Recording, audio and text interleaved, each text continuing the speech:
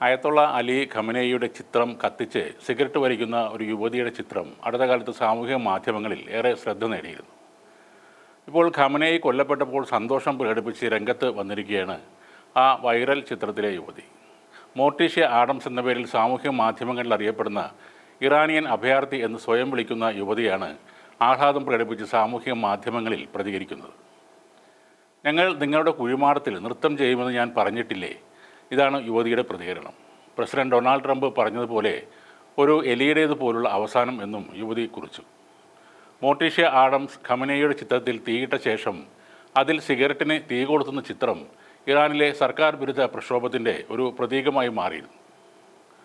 ഇറാനിൽ താൻ വിമതയായി മുദ്രകുത്തപ്പെട്ടതോടെ തുർക്കിയിലേക്ക് രക്ഷപ്പെടുകയായിരുന്നു എന്നാണ് ഈ യുവതി പറയുന്നത്.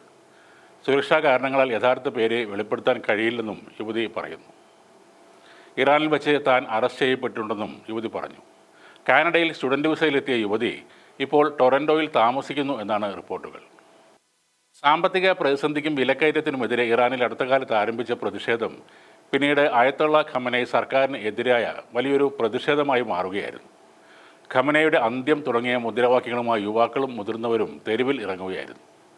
ഹിജാബ് നിയമങ്ങൾ ലംഘിച്ചുകൊണ്ട് സ്ത്രീകളും അതിൽ പങ്കെടുത്ത് പ്രതിഷേധിച്ചു. 2022 മഹ്സ അമീനിയുടെ മരണത്തിന് ശേഷമുണ്ടായ പ്രതിഷേധങ്ങൾക്ക് സമാനമായ പ്രതിഷേധമാണ് അടുത്ത കാലത്ത് ഇറാനിൽ നടന്നത്. ഞാൻ ഭയപ്പെടുന്നില്ല, കഴിഞ്ഞ 47 വർഷമായി എൻ്റെ ജീവിതം മരിച്ചതിന് തുല്യമാണെന്ന് വിളിച്ചു പറയുന്ന സ്ത്രീയുടെ വീഡിയോയും അന്ന് പുറത്തു വന്നിരുന്നു. ഇറാനിൽ അമേരിക്കയും ഇസ്രായേലും സംയുക്ത ആക്രമണം നടത്തിയതിനെ തുടർന്ന് ശനിയാഴ്ചയാണ് 86-കാരനായ അലി ഖമനേയി കൊല്ലപ്പെട്ടത്. എന്നാൽ ഇറാൻ ഈ മരണം സ്ഥിരീകരിച്ചത് ഏറെ വൈകിയാണ്. ഖമനേയിയുടെ മകൾ, പേരക്കുട്ടി, മരുമകൾ എന്നിവരും ഈ ആക്രമണത്തിൽ കൊല്ലപ്പെട്ടതായി ഇറാനിലെ മാധ്യമങ്ങൾ റിപ്പോർട്ട് ചെയ്തിരുന്നു.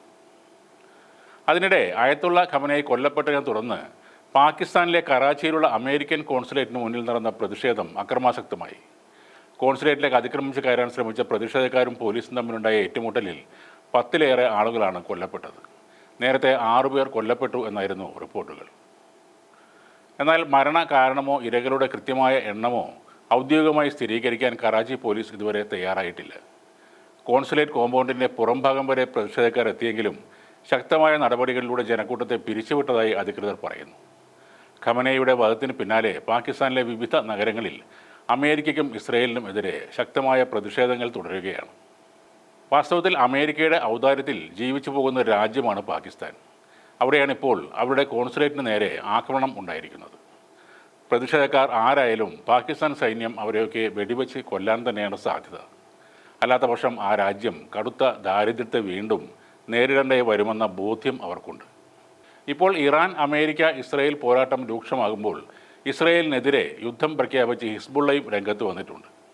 ഇറാൻ്റെ പരമോന്നത നേതാവ് അലി ഖമനേയിയുടെ വധത്തിന് പ്രതികാരമായാണ് ലെബനോണിൽ നിന്നുള്ള ഈ നീക്കം. കഴിഞ്ഞ 1 വർഷമായി വലിയ പ്രതിസന്ധികൾ നേരിടുന്നുണ്ടെങ്കിലും ഇറാനോടുള്ള തങ്ങളുടെ കൂറ് നിലനിർത്തിക്കൊണ്ട് ഹിസ്ബുള്ള ആക്രമണത്തിൻ്റെ ഉത്തരവാദിത്വം ഏറ്റെടുക്കുകയാണ്. വടക്കൻ ഇസ്രയേലിൽ പലയിടത്തും സൈറനുകൾ മുഴങ്ങിയതായും ചില പ്രൊജക്ടൈലുകൾ തുറന്ന പ്രദേശങ്ങളിൽ വന്ന് വീണതായും ഇസ്രയേൽ പ്രതിരോധ സേനയും അറിയിച്ചിട്ടുണ്ട്. ഹിസ്ബുള്ളയുടെ കടന്നുകയറ്റത്തിന് പിന്നാലെ ബെയ്റൂട്ട് ഉൾപ്പെടെയുള്ള ലെബനോൺ മേഖലകളിൽ ശക്തമായ തിരിച്ചടി നൽകുമെന്ന് ഇസ്രയേൽ സൈന്യവും പ്രഖ്യാപിച്ചു. ലെബനോണിൽ ഉടനീളമുള്ള ഹിസ്ബുള്ള കേന്ദ്രങ്ങൾ ലക്ഷ്യമിട്ട് IDF ആക്രമണം ആരംഭിച്ചതായാണ് റിപ്പോർട്ടുകൾ.